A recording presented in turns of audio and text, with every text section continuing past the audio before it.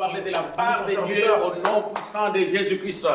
Nous demandons vraiment qu'il disparaisse et que c'est Dieu qui parle au travers de lui. Et nous vous prions vraiment de recevoir cette parole dans le nom de notre Seigneur et Sauveur Jésus-Christ. Amen. Amen. Bonjour bien-aimés dans le Seigneur et que Dieu continue à nous bénir.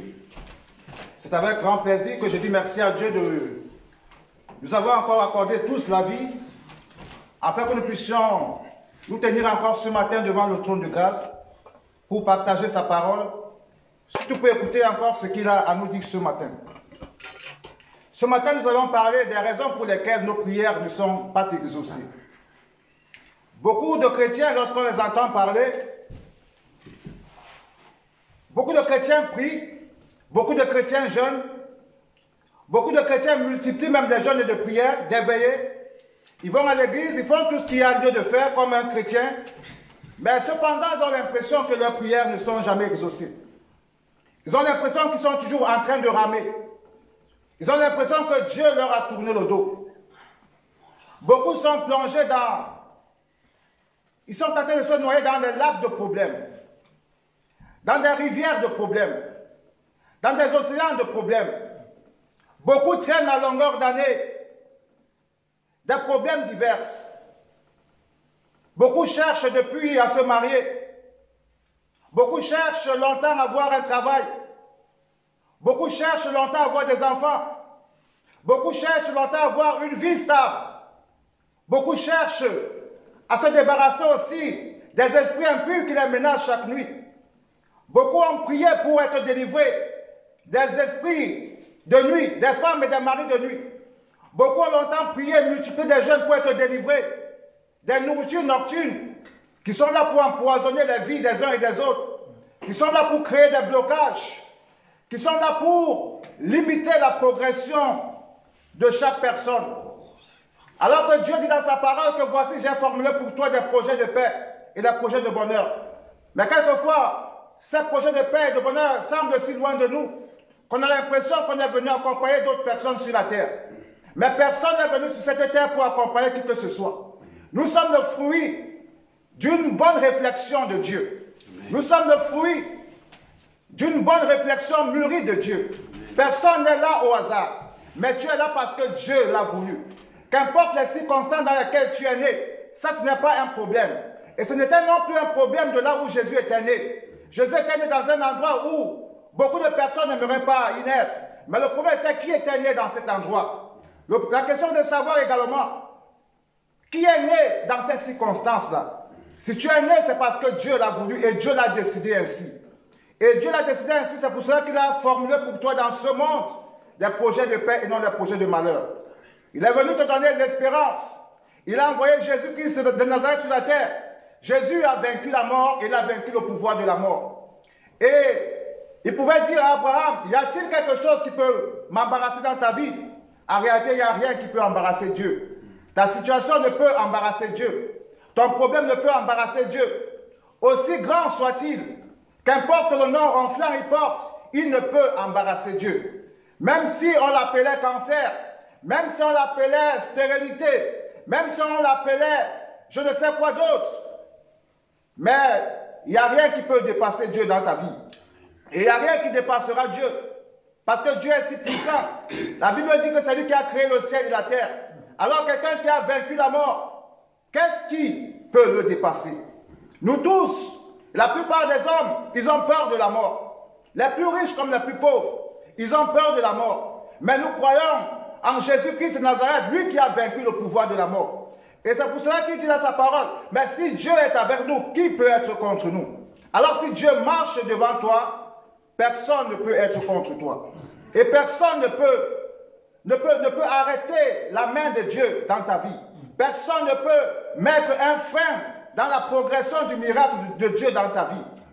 Et la Bible dit également, si Christ n'était pas mort, notre foi serait vaine. Nous croyons parce que Christ est mort et il est ressuscité. C'est là le fondement de la croyance de tout chrétien. Et si vous êtes là en train de me regarder ce matin, c'est parce que vous croyez que Christ est mort et il est ressuscité. Amen. Et vous croyez également que tout ce qui est mort dans votre vie, Christ en vous a le pouvoir et la capacité de ressusciter. Amen. Même si ça s'appelle le célibat où on t'appelle au quartier et tu es devenu un sujet de moquerie. Et on t'a même appelé célibataire ancien, tellement tu es ancien dedans et tu as même l'expérience dedans. Mais Dieu est capable de te ressusciter. Amen. Dieu est capable d'apporter la vie. Dieu est capable de suer tes larmes. Dieu est capable de te restaurer, de faire de toi une personne nouvelle. Car il dit que c'est Dieu qui prend de la poussière de la terre et fait asseoir avec les grands.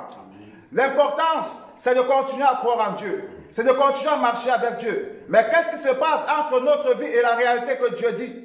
Or, nous savons que Dieu dit qu'il est fidèle en sa parole. Nous, les hommes, nous pouvons mentir. Je peux vous mentir. Je peux vous faire des fausses promesses. Mais si Dieu a fait une promesse, il va l'honorer. Amen. Qu'importe la durée que ça va atteindre. Mais il a dit, attends la car et s'accomplira certainement. Donc, persévère toujours dans la prière. Avec les actions de grâce, continuons à persévérer. Alors, la question est de savoir, mais pourquoi nos prières ne sont pas toujours exaucées? Pourquoi est-ce que nous avons l'impression de perdre un peu notre temps quelquefois? Pourquoi est-ce que nous nous décourageons? Parce que nous avons tellement cherché et nous n'avons pas trouvé. Est-ce que je vais dire que vous ne priez pas ou bien nous ne prions pas? Je ne peux pas le dire parce que je sais et vous savez vous-même que vous priez et vous jeûnez. Vous cherchez Dieu. Mais là n'est pas la question, mais la question est comment est-ce que tu pries? Comment est-ce que tu cherches Dieu? Comment est-ce que tu entres dans sa présence? Là est la vraie question que nous devions nous poser.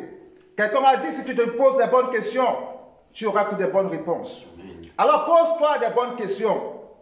La Bible dit même que examinez-vous vous-même et voyez si vous êtes encore dans la foi. Alors nous aurons ce matin, pour lecture, Ésaïe 59. Le premier verset jusqu'au verset 2. Après cette exhortation, nous allons prendre quelques temps et nous allons prier.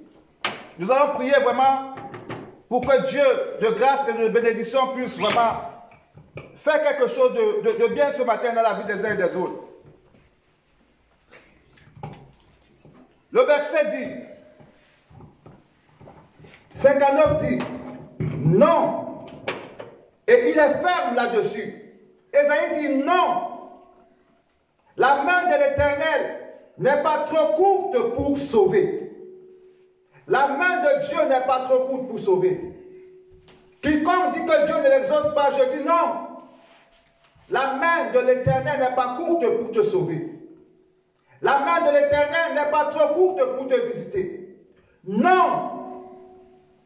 Alors si quelqu'un te dit le contraire, ou bien si tu entends une autre voix en disant « Dieu ne m'exauce pas », ce n'est pas la voix de Dieu.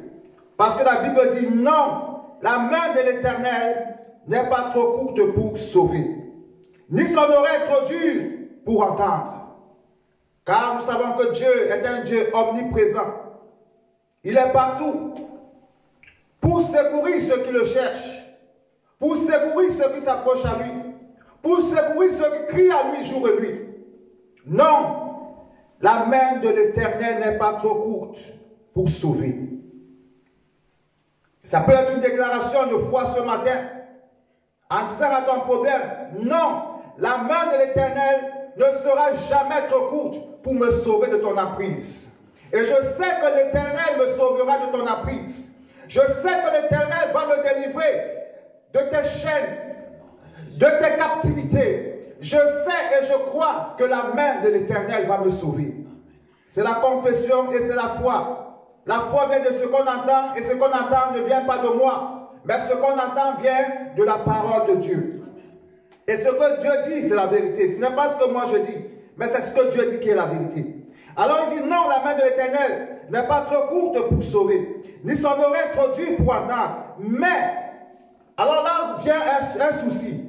Là, Ésaïe veut relever un problème. Il veut relever le blocage. Il veut relever un peu ce qui met un frein, ce qui empêche la main de l'Éternel qui n'est pas trop courte pour sauver, de te sauver quand tu es en train de te noyer dans une rivière. Quand tu es en train de te noyer dans une rivière de problèmes, de soucis, de larmes, de détresse. Il dit que mais, ce sont vos crimes qui mettent une séparation entre vous et votre Dieu. Vos crimes mettent une séparation. La séparation déjà t'empêche d'entrer dans le sanctuaire. La séparation t'empêche déjà d'entrer dans la présence de Dieu. La séparation t'empêche déjà d'être en contact avec quelqu'un. Quand tu n'as pas de réseau, tu ne peux entrer en contact ou en communion avec quelqu'un. Il dit, ce sont vos crimes. Ce sont vos crimes. Dans ces crimes, il y a le meurtre. Il y a des gens qui vont prier étant des meurtriers. La Bible dit que si tu hais ton frère, tu n'es pas différent d'un meurtrier. Si tu as la haine dans ton cœur pour ton prochain, tu n'es pas différent d'un meurtrier. Tu es un criminel mais qui veut la grâce de Dieu. Tu t'approches dans la présence de Dieu étant un criminel. Tu as la haine dans ton cœur. Tu as la rancœur, le manque de pardon, l'esprit de vengeance. Mais cependant, tu veux entrer dans le sanctuaire. Cependant, tu veux entrer dans la présence de Dieu. Cependant, tu veux que Dieu t'écoute. Cependant, tu veux que Dieu te fasse du bien. Dieu ne te fera pas du bien. Il y a des gens qui vont prier, ayant commis toutes sortes de viols, mais ils sont à l'église. Ils vont prier, mais ayant arraché les femmes des uns et des autres à gauche à droite. Mais cependant, ils vont prier. Il y a des femmes qui vont prier, mais qui ont arraché les maris des gens et des autres. Mais cependant, chaque dimanche, elles vont prier. Elles ne se soucient pas du crime qu'elles sont en train de faire, du malheur qu'elles sont en train de causer dans les familles, du désespoir, des enfants qui seront malheureux. Ils ne se préoccupent de rien. Mais cependant, nous allons à l'église pour chercher l'intervention de Dieu. Cependant, nous allons jeûner, multiplier des jeûnes de prière, des soirées de prière. Il dit, ce sont vos crimes, vos infractions qui mettent une séparation entre vous et Dieu.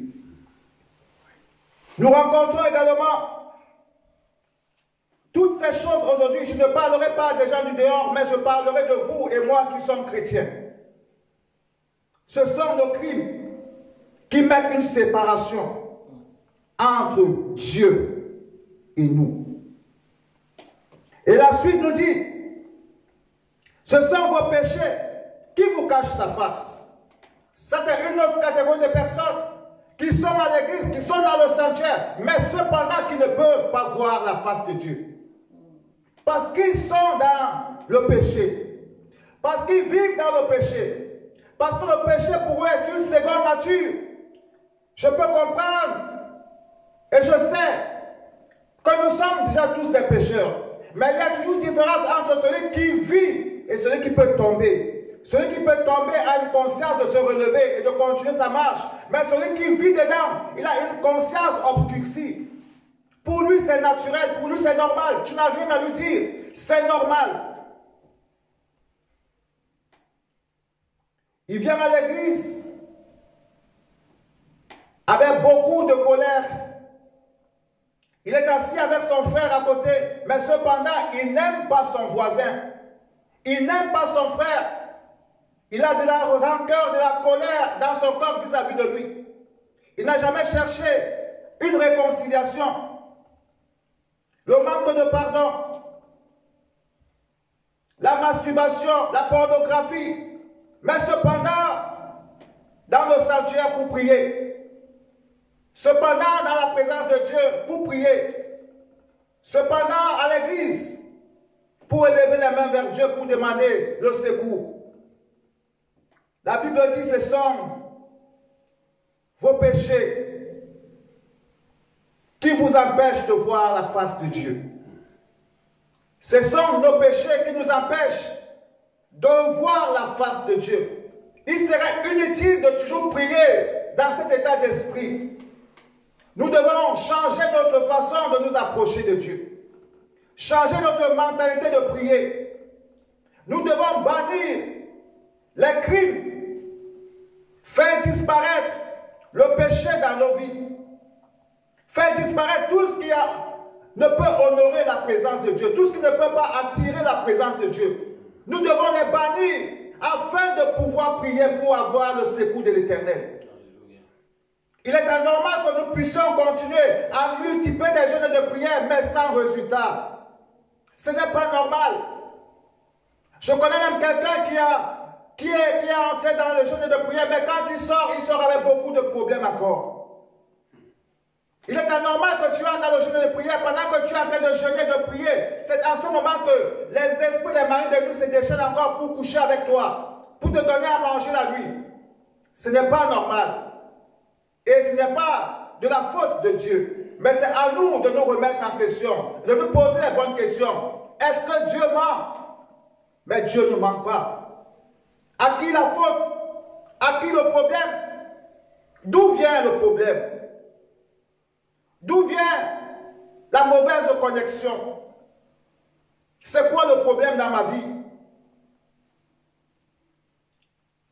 Il dit, ce sont vos péchés qui vous cachent sa face et l'empêchent de vous écouter.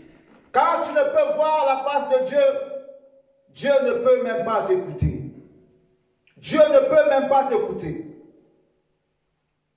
Dans Ésaïe 1, verset 15, il nous est dit, quand vous étendez vos mains, je cacherai mes yeux de vous. Et quand vous multiplierez des prières, je n'écoute pas. Vos mains sont pleines de sang. Vos mains sont pleines de sang. Il dit, quand vous étendez vos mains, et en Israël, ils avaient l'habitude d'étendre leurs mains. Ce n'est pas quelque chose de nouveau aujourd'hui de voir les gens à l'église qui étendent leurs mains pour glorifier Dieu, pour bénir Dieu, pour essayer de toucher un peu sa présence. Ce n'est pas quelque chose de nouveau. Ça date déjà depuis le temps. Parce que dans 1 Timothée 2, verset 8, il dit, je veux donc que les hommes prient en tout lieu, en élevant des mains pures, sans colère, ni mauvaise pensée. En élevant les mains pures, ni mauvaise pensée. Alors quand tu viens à l'église, quand tu pries dans ta chambre, tu élèves les mains. Quelle est la qualité de ces mains que tu élèves vers Dieu? Ces mains sont remplies de quoi? Ces mains sont-ils remplies d'un parfum de bonne odeur ou bien d'un parfum de mauvaise odeur? Ces mains sont remplies de quoi? Et la Bible dit qu'en tout lieu, Dieu veut, même dans ta chambre, même en route, même à l'église, même dans les conférences, quand tu veux lever tes mains, il dit que tes mains soient pures. Rassure-toi que les mains que tu élèves soient pures. Rassure-toi que la bouche que tu ouvres pour prier, elle est pure. Rassure-toi que le cœur qui médite la parole de Dieu est pur en ce moment. Il dit, je veux donc que les hommes prient en tout lieu, en élevant les mains pures, sans colère. Beaucoup parmi nous, nous élevons les mains avec beaucoup de colère. Beaucoup de colère, avec des mauvaises pensées. Des pensées de vengeance, des pensées qui méditent le mal, des pensées qui n'honorent pas Dieu, des pensées de convoitise, des pensées mauvaises, de jalousie. On jalouse l'autre parce qu'il a une belle voiture, on jalouse l'autre parce qu'il s'est bien habillé. On jalouse l'autre parce qu'il a une belle famille, parce que ses enfants ont réussi. La jalousie naît, la haine naît, et la sorcellerie entre également à l'intérieur. La jalousie.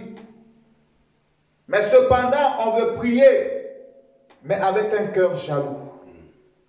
Cependant, on veut prier avec beaucoup de colère. Vous savez, si vous entrez dans un milieu avec de la poubelle qui sent et des asticots, personne ne voudrait s'asseoir à côté de vous. Alors quand tu viens avec tes mains souillées, pleines d'asticots, pleines de poubelles, et quand tu les élèves vers Dieu, ça dégage un parfum de mauvaise odeur. Alors Dieu, pour ne pas voir cela, il préfère de tourner son visage. Et il préfère également ne pas t'écouter. Ne pas t'écouter. Il préfère ne pas t'écouter. Dans le psaume 134, verset 2, il dit, « Élevez vos mains vers le sanctuaire et bénissez l'Éternel. » Les mains pures doivent bénir l'Éternel. Et l'Éternel honore les mains pures. L'Éternel honore les cœurs purs. L'Éternel honore les pensées pures. Alors il nous a dit, je reviens dans le livre de Ésaïe 1, verset 15. Il dit, quand vous élevez vos mains, je cacherai mes yeux de vous. Et quand vous multiplierez des prières, je n'écouterai pas. Vos mains sont pleines de sang. Il dit, quand vous multiplierez des prières, quand tu vas multiplier des séances de jeûne et de prière, quand tu vas multiplier même les neuvaines, quand tu prendras même 10 mois de jeûne et de prière, tu multiplieras des prières. Et je sais combien vous priez. Je sais combien vous êtes attachés à la prière. Je sais combien, pas beaucoup parmi vous, parmi nous, nous ne pouvons passer une journée sans prier. Nous ne pouvons passer une année sans prendre des moments de jeûne et de prière. Et là où on parle de prière, je sais que nous courons toujours là-bas parce que nous aimons la prière. Nous aimons la prière. Et ici, Dieu ne leur reproche pas le fait de ne pas beaucoup prier. Parce que ici, là, dans Ésaïe, il est dit, quand vous multiplierez même des prières, parce que ces gens étaient comme nous, ils multipliaient des prières, ils priaient beaucoup, ils jeûnaient, ils cherchaient la face de Dieu. Mais le problème était toujours le même que nous vivons aujourd'hui. Il dit, quand vous multiplierez les prières, je n'écouterai pas, pour une seule raison, parce que vos mains sont remplies, sont pleines de sang. Vos mains sont pleines de péché. Vos mains sont pleines d'iniquité. Vos mains sont pleines de mauvaises actions. Vos mains, au lieu de faire du bien, ne font que du mal. Au lieu de construire, ces mains détruisent. Au lieu de bâtir, ces mains renversent. Là où ces mains trouvent qu'il y a la paix, ces mains sont là pour renverser la paix, pour installer le chaos, pour installer les divisions, les séparations, pour séparer les uns et les autres. Il dit, vos mains sont pleines de sang. On n'a pas besoin de couper la gorge de quelqu'un pour qu'il meure, mais on peut tuer quelqu'un différemment. Tu peux trouver quelqu'un qui a passé tout son temps à économiser son argent. Il a souffert, il a travaillé longtemps. Mais en un jour, tu viens, tu escroques cet argent, tu voles cet argent, tu t'en vas, mais tu as tué cette personne. Tu l'as tué. Et nous rencontrons ça aussi aujourd'hui. Même au milieu de l'église, même au milieu du corps pastoral. La méchanceté a gagné du terrain. Les chrétiens sont devenus comme des objets, des instruments. Ils sont devenus comme des banques. J'ai même vu un qui menaçait dernièrement ses fidèles. Si vous ne donnez pas la dîme, je vais vous maudire. La méchanceté. On s'enrichit derrière le dos des gens. On s'en fout de leur vie spirituelle. On s'en fout de leur croissance spirituelle. On s'en fout de leur état d'âme. Mais tout ce qui nous intéresse, c'est leur nom, c'est leur argent. Toutes les prophéties qu'on peut leur donner vont dans le sens de la bénédiction et de la grâce. Mais jamais on ne donne une prophétie qui ramène l'homme sur le droit chemin. Quel est ce Dieu qui ne parle que toujours du bien, qui ne fait que toujours des belles promesses? Comme si Dieu nous a envoyés sur cette terre pour rester sur cette terre. Mais Dieu nous a envoyés ici parce que nous sommes des voyageurs et nous sommes appelés à partir. Le plus important, ce n'est pas cette terre, que je sois riche ou pauvre. Ce n'est pas un problème. Mais c'est ce qui m'attend de l'autre côté qui est plus important. Que les gens se moquent de toi ici, ce n'est pas le problème. Mais le plus important, c'est d'être de l'autre côté avec le Seigneur Jésus. Nous devons mettre dans notre conscience que nous sommes des pèlerins et des voyageurs sur cette terre. Ils commettent le crime et Dieu détourne son visage. Alors la question est de savoir ce matin, mais qu'est-ce qu'il y a lieu de faire? Qu'est-ce qu'il y a lieu de faire? Je vais vous donner un exemple, vous savez. Lorsque vous organisez un mariage ou bien une fête chez vous, vous faites attention, vous rangez votre maison, parce que vous vous respectez et vous respectez les invités. Vous voulez que lorsque les invités viennent dans votre maison, qu'elle soit nickel, qu'elle soit propre, qu'elle soit en bon état, qu'elle soit accueillable, qu'elle soit conviviale. On ne trouve pas du n'importe quoi au salon ou bien on ne trouve pas des sacs d'habits au salon pendant ce moment, non. Mais pour le respect des invités, on s'arrange en sorte que notre maison soit propre. Pour notre propre respect, on s'arrange en sorte que notre maison soit propre. Lorsque tu es invité dans un mariage, tu ne vas pas dans ce mariage avec ton pyjama. Tu ne vas pas dans ce mariage avec ta tenue, ta blouse de travail. Mais tu t'arranges en sorte que tu sois présentable. Tu vas prendre ton temps pour te laver. Tu vas prendre ton temps pour te parfumer. Tu vas prendre ton temps pour bien t'habiller. Et pour les femmes, elles vont appeler souvent leurs filles pour leur demander: est-ce que maman est bien habillée ce matin? Est-ce que cette tenue convient à l'événement? Pourquoi? Parce qu'elle respecte la personne qui l'a invitée. Elle respecte l'invitation. Elle se respecte elle-même. Ça, c'est la première image. Alors, à chaque fois que tu veux entrer dans la présence de Dieu, tu dois te sanctifier, te purifier. Bon, tout à l'heure, on a fait la Sainte Seine.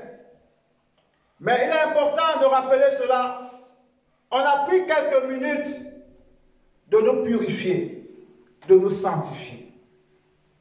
Pourquoi? Parce qu'on n'aimerait pas prendre le corps et le sang du Seigneur dans un état d'impureté. Pourquoi? Parce qu'on respecte la présence de Dieu. On respecte sa mort sur la croix. On considère cela. Vous savez, même les sorciers ou bien les magiciens, quand ils font leur sacrifice, ils ont beaucoup de respect à cela. Mais nous les chrétiens, nous sommes négligents. Nous sommes passifs. Nous faisons tout à la légère. Nous négligeons tout. Nous prenons la Sainte Seine n'importe comment, alors que c'est quelque chose de sacré. C'est quelque chose de puissant, de profond. La Bible dit même que certains sont même tombés malades, certains sont morts parce qu'ils ont pris ça d'une manière négligente. Pourquoi ils sont morts? Parce qu'ils n'ont pas considéré que c'était quelque chose de sacré. Pourquoi d'autres sortent de là étant maudits? Parce qu'ils ne considèrent pas que c'est quelque chose de sacré. Nous respectons les invitations des hommes, mais quand Dieu nous invite, nous ne respectons rien. Nous entrons avec nos péchés. Nous allons à l'église avec nos impuretés. Lorsqu'il faut même donner des offrandes, on donne l'offrande à la légère. Or, la Bible dit que quand tu es prêt même de donner ton offrande, si tu constates dans ton cœur que tu as quelque chose contre ton frère, dépose d'abord ton offrande et va te réconcilier. Parce que l'offrande, c'est quelque chose de sacré. Beaucoup donnent la dîme et ils se demandent: mais pourquoi je ne suis pas béni? Mais comment tu donnes cette dîme-là? Comment tu donnes ton offrande? Tu donnes ton offrande comment? Avec des problèmes avec ton frère dans la même église? La Bible dit que dépose ton offrande, va d'abord te réconcilier. Parce que l'offrande, c'est quelque chose de sacré. L'offrande appelle la bénédiction et la protection. Aussi longtemps je peux donner mon offrande et ma dîme, n'importe comment, je vais toujours me rendre compte que je n'ai pas le retour à cela. Tu pourras donner des milliards, des millions. Tu auras semé à gauche, à droite. mais peut-être tu ne récolteras jamais à la hauteur de ton investissement. Or, chaque semence est appelée à donner beaucoup de fruits. Alors, quand tu vas aller à l'église, considère chaque étape du culte comme un moment sacré, comme un moment important. Ce n'est pas un passe-temps. Le diable n'a pas peur de quelqu'un qui va à l'église. Aussi longtemps tu vas à l'église en étant escroc, voleur, querelleur, impudique. Cela ne dérange pas le diable. Pour lui, c'est la distraction. Il va te distraire comme si tu allais à la plage, comme si tu allais au restaurant. Mais aussi longtemps, avant d'aller à l'église, je prends le temps de m'examiner, de me purifier parce que je considère la présence de Dieu. Les choses se passeront différemment. Parce que je considère la présence de Dieu. Je considère l'autel de Dieu. Je considère que c'est Dieu qui m'invite, comme si c'était le roi de la Belgique qui pouvait m'inviter. Je considère ces moments précis. Donc, le fait de me purifier, de me sanctifier, c'est une façon de me laver, de m'habiller et de laver mon vêtement spirituel. Alléluia. Et nous pouvons même voir à chaque étape, même dans la Bible, je dis à chaque étape où le peuple pouvait aller offrir un sacrifice à Dieu, Dieu leur demandait toujours de se purifier. Toujours de se purifier. Avant d'entrer dans le jeûne et la prière, purifie-toi. Et la Bible dit que beaucoup même, lorsqu'ils entrent dans le jeûne et la prière, ils entrent et pendant le jeûne, c'est là qu'ils sont encore plus querelleurs. Nous allons lire ce que Job faisait.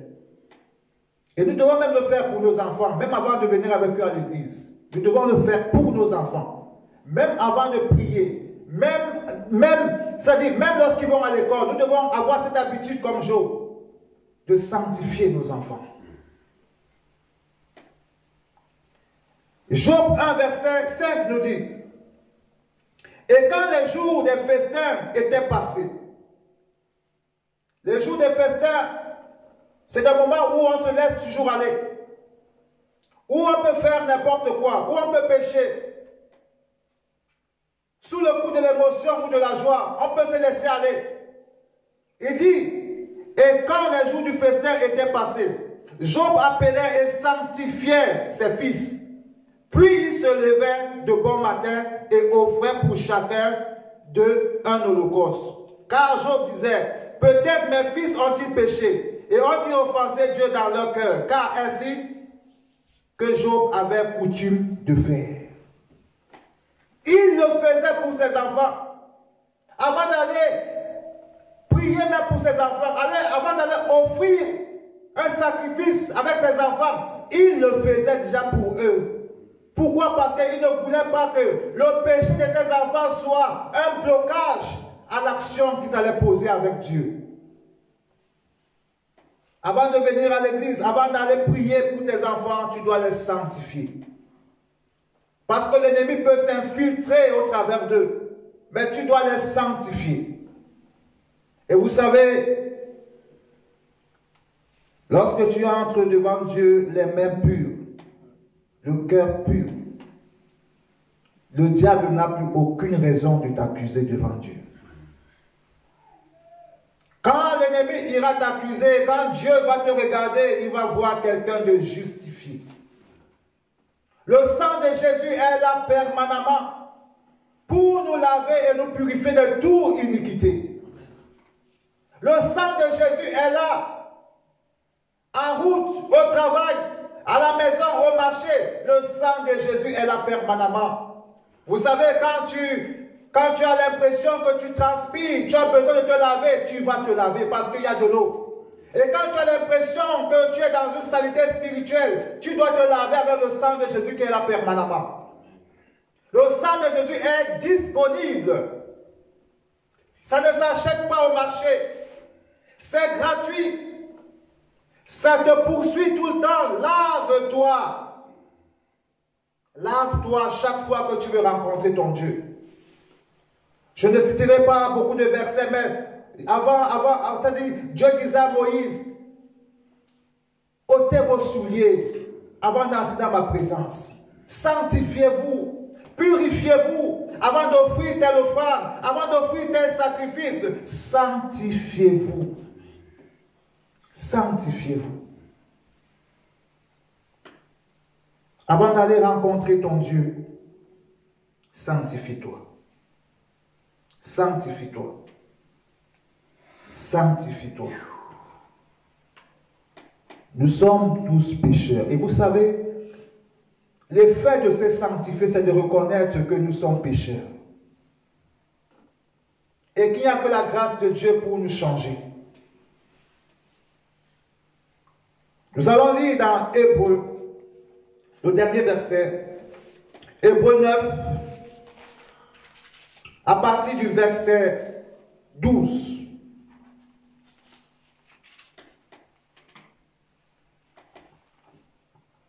Ensuite, nous allons l'expliquer et chanter un cantique que la maman nous a fait chanter tout à l'heure. Même dans le tombeau, Jésus est Seigneur. Donc, pendant que nous allons chanter ce cantique, mets-toi en condition de sanctification. Et après, nous aurons un sujet de prière où nous allons tous prier. Hébreux 9, verset 12 nous dit, « Et il est entré une fois pour toutes dans le lieu très saint, non avec le sang des boucs et des veaux, mais avec son propre sang, ayant obtenu une rédemption éternelle. Car si le sang des taureaux et des boucs et la cendre d'une vache répandue sur ceux qui sont souillés sanctifie et procure la pureté de la chair, combien plus le sang de Christ, qui par l'Esprit éternel s'est offert lui-même sans tache à Dieu, purifiera-t-il votre conscience des œuvres mortes, afin que vous serviez le Dieu vivant. » Ici, il relève une chose importante. C'est que dans le monde, ou bien dans nos familles, ou bien dans nos traditions, la purification passe également par le sang, par la cendre. Et la Bible dit que cela a un effet dans le corps de ceux qui le pratiquent. Donc ceux qui font ces rituels, cela marche dans leur vie. Mais ici nous a dit, à combien plus fort le sang de Jésus qui est plus puissant. Alors, au lieu de chercher le sang des boucs, je préfère chercher le sang de Jésus. Parce que le sang de Jésus est plus puissant. Le sang de Jésus est plus fort. Le sang de Jésus parle. Le sang de Jésus crie. Quand Caïn a tué Abel, la Bible dit que le sang de son frère criait jusqu'à Dieu. Dieu demande à son frère, mais où est Abel? Il dit à Dieu, suis-je le gardien de mon frère? Mais Dieu lui dit, ce n'est pas la question, mais il y a quelque chose qui se passe. Le sang de ton frère crie jusqu'à moi.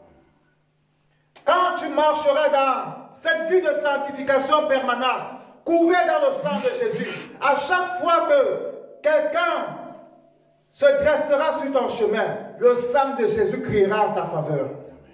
À chaque fois que les esprits de nuit voudront te visiter, le sang de Jésus en toi criera en ta faveur.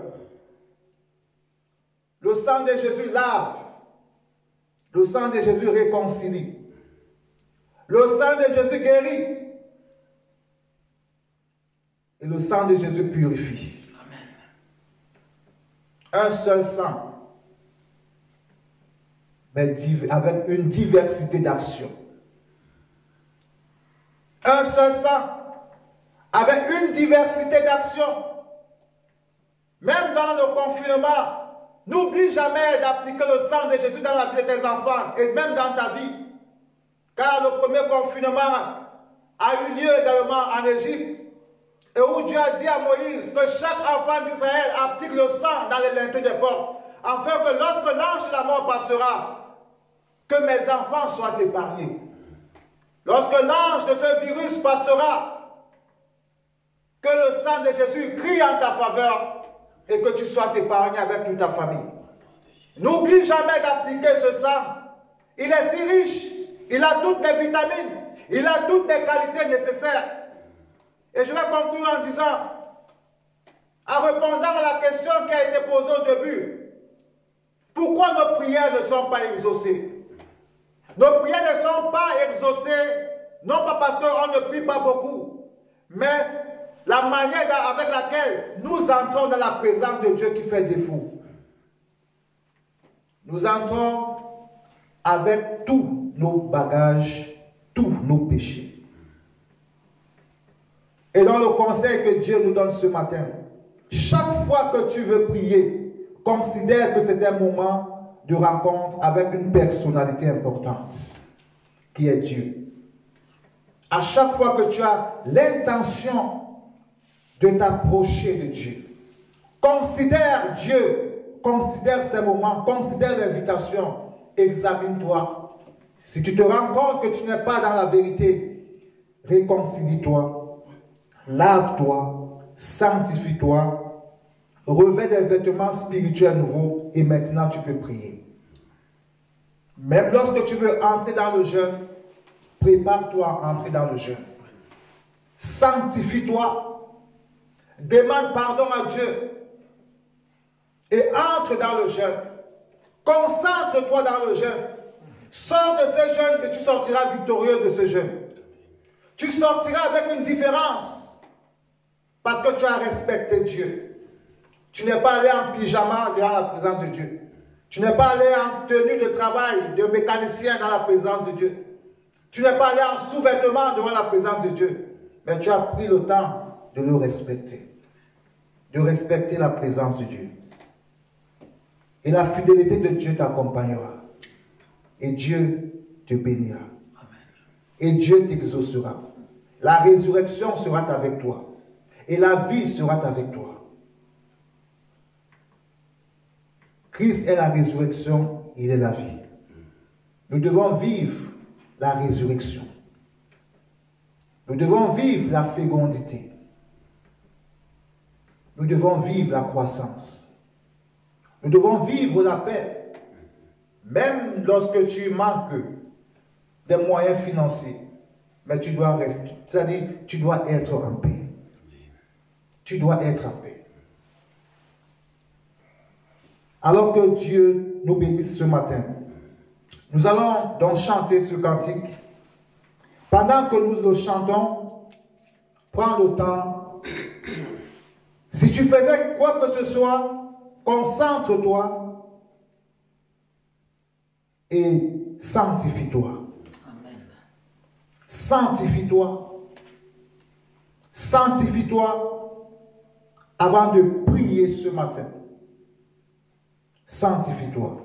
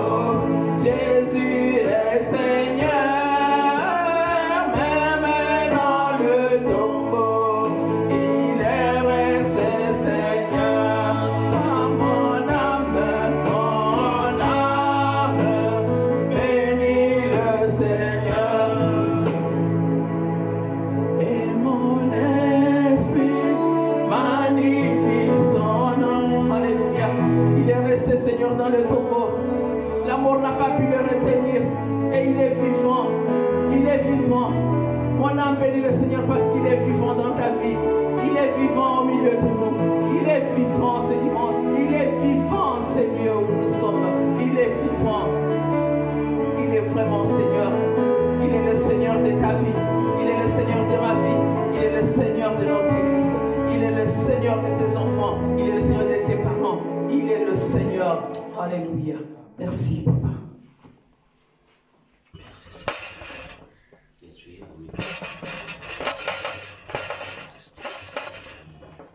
Nous allons maintenant avoir notre sujet de prière unique pour aujourd'hui. La Bible dit que aux uns un esprit, un parfum de vie qui donne la vie. Aux autres un parfum de mort qui donne la mort. Quelle est la sémence qui a été déposée en toi? Est-ce une sémence de vie? Est-ce une sémence de mort? Est-ce une sémence qui te donne le fruit de l'échec? Le fruit du retard? Le fruit des problèmes, des difficultés?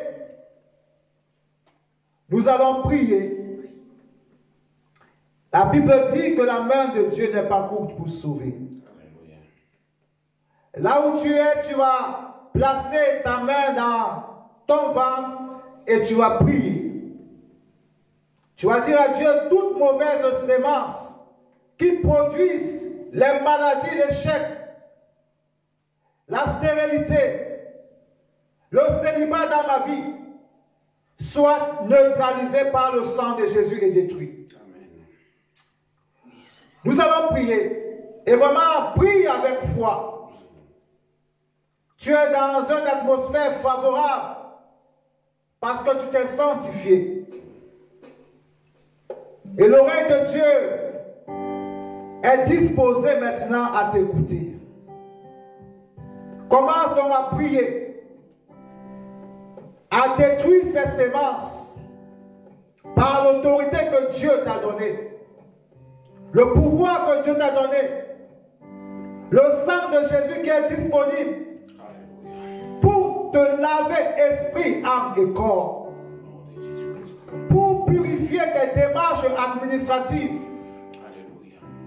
pour détruire les sémences d'échec mis dans tes démarches administratives, pour détruire les sémences négatives, le voile qui a été mis en toi, qui te rend invisible partout où tu passes, alors que tu as toutes les qualités et les possibilités et les compétences. Continue à prier et continue à détruire cette sémence. Cette sémence doit disparaître. Cette sémence qui donne le droit légal au mari de lui de te visiter chaque fois. Cette sémence qui est une porte ouverte aux esprits des hommes, à la nourriture nocturne qui empoisonne ta vie. Appelle le sang de Jésus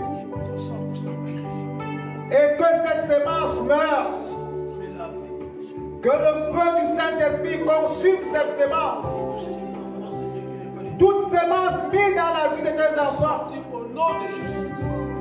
Prie pour eux également. Détruis les sémences de mort précoce. Détruis les sémences des accidents futurs. Détruis les sémences du péché que tu n'arrives pas à te débarrasser. Détruis cette sémence qui porte du fruit chaque jour dans ta vie. Détruis cette sémence. Le diable réclame ta vie, réclame tes enfants au travers de cette sémence. Détruis cette sémence. Détruis cette sémence ce matin. L'esprit de réclamation est là. Qui te réclame, qui réclame tes enfants, qui réclame tes affaires, qui réclame ton foyer. Détruis cette sémence. Depuis que cette personne est entrée chez toi, les problèmes ont commencé. Depuis que tu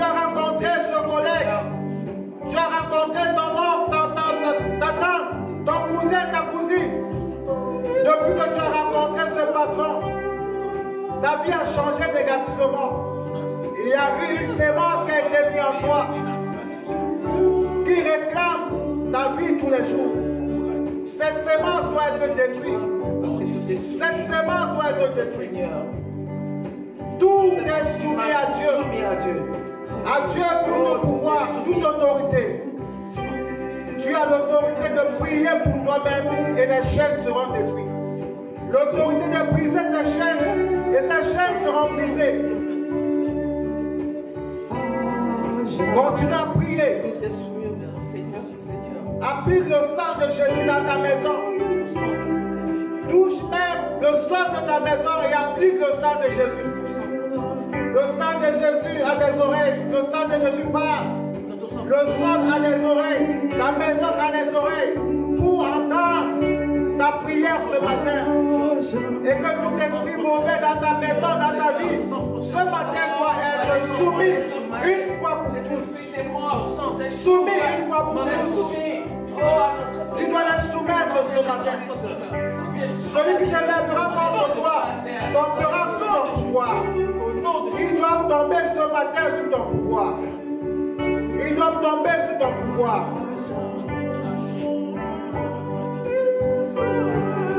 Dans les cieux,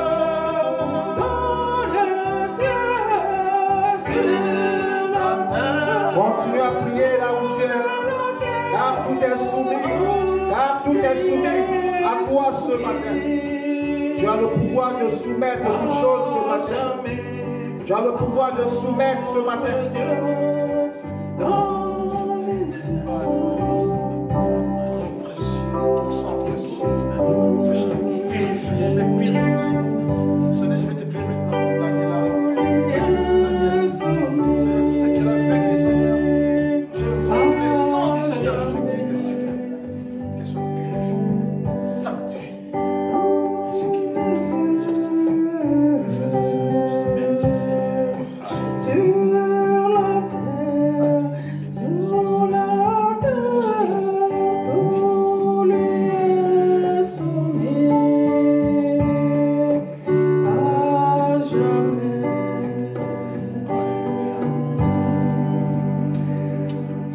Voilà, nous sommes au terme de cette prédication et de ce moment de prière. Que Dieu vous bénisse et surtout, n'oubliez pas de toujours vous sanctifier en passant par le sang de Jésus. Que Dieu vous bénisse et que Dieu bénisse davantage votre semaine et vos familles au nom de Jésus. Amen. Merci, merci. Nous passons à nos offrandes maintenant. Je t'inculte. Amen. Voilà, nous sommes heureux, bien-aimés dans le Seigneur. Nous vous encourageons en tout cas à vivre la sanctification. Nous sommes à une période où la sanctification est vraiment banalisée et nous devons savoir que la raison pour laquelle certaines personnes se retrouvent sans être exaucées, c'est tout simplement parce qu'il y a une barrière. Bien-aimés dans le Seigneur, laisse le Seigneur agir dans ta vie. Ouvre ton cœur pour que le Seigneur puisse entrer. Ouvre ta vie pour que le Seigneur puisse y élire sa demeure dans ta vie, afin que tu vois vraiment la réalisation. Savez-vous, bien-aimés dans le Seigneur, que vivre dans le péché, comme on nous a dit là, il y a le crime, il y a des criminels, mais il y a aussi des pécheurs. Ça, c'est très important. Alors, ne choisis pas de vivre dans le péché, dans le mal. Il y a quelque chose que nous perdons la présence et la sécurité de Dieu. Répands-toi, répare et continue à vivre dans la sanctification au nom de Jésus-Christ. Amen. Amen. Que la paix du Seigneur nous accompagne tous ensemble. Et je vous dis encore que c'est un culte. Nous allons offrir nos offrandes matérielles. Là où tu es, tu offres ton offrande. C'est très important. Que le Seigneur nous bénisse tous au nom de Jésus-Christ. Amen. Dans la paix du Seigneur. Bonne semaine. Merci, Pasteur Jean.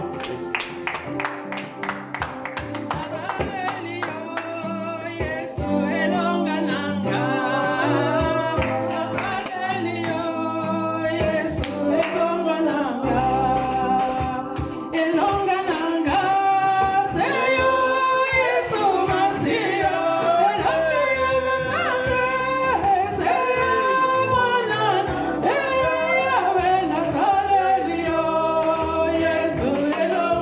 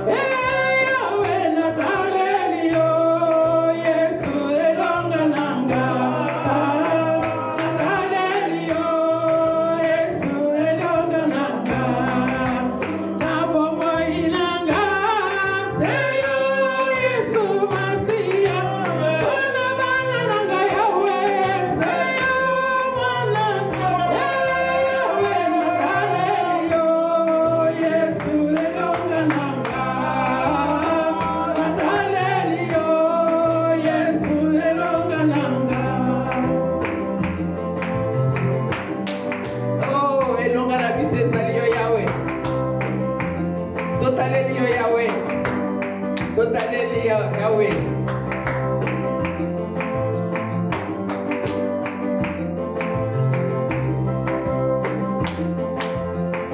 Quita Sala. Que le Seigneur nous bénisse tous, bien-aimés. Alléluia.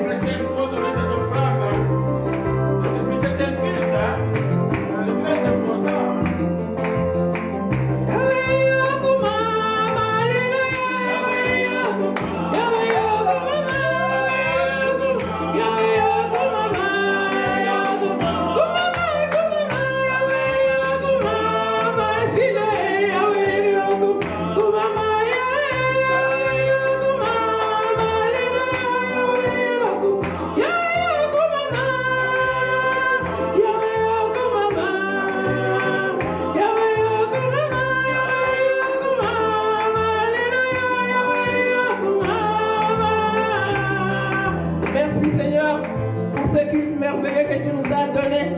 Merci pour ta présence. Merci Seigneur, tu as été l'alpha et l'oméga.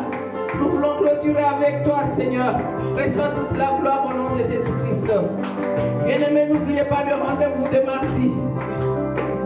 Mardi, jeudi et vendredi. Oh, soyez bénis. Soyez bénis. Parce que le Seigneur est au contrôle. Oh, nous disons merci au Seigneur. Parce que nous sommes là.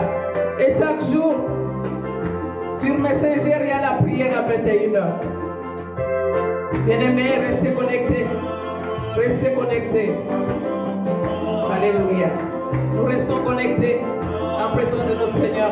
Parce qu'il est là. Il veut nous faire du bien. Il te bénit, il bénit ta famille.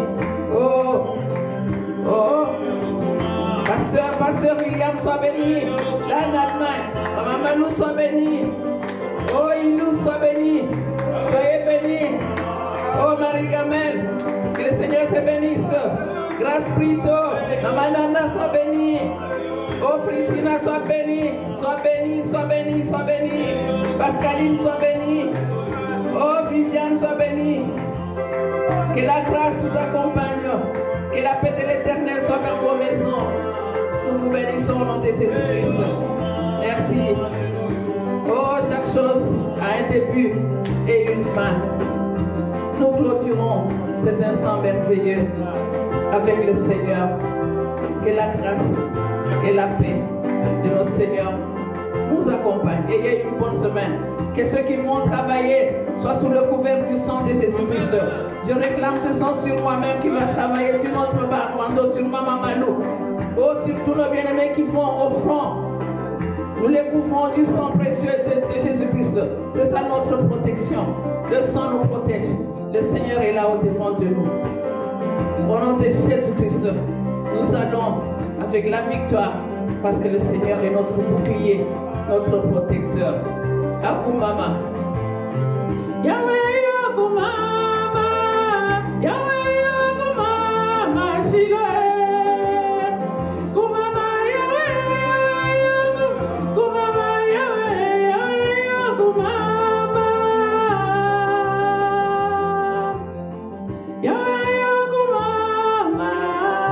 Je vous aime de l'amour du Seigneur. Soyez bénis. Soyez bénis. Alléluia. Merci. Pasteur Jean, merci beaucoup. Pasteur Armando.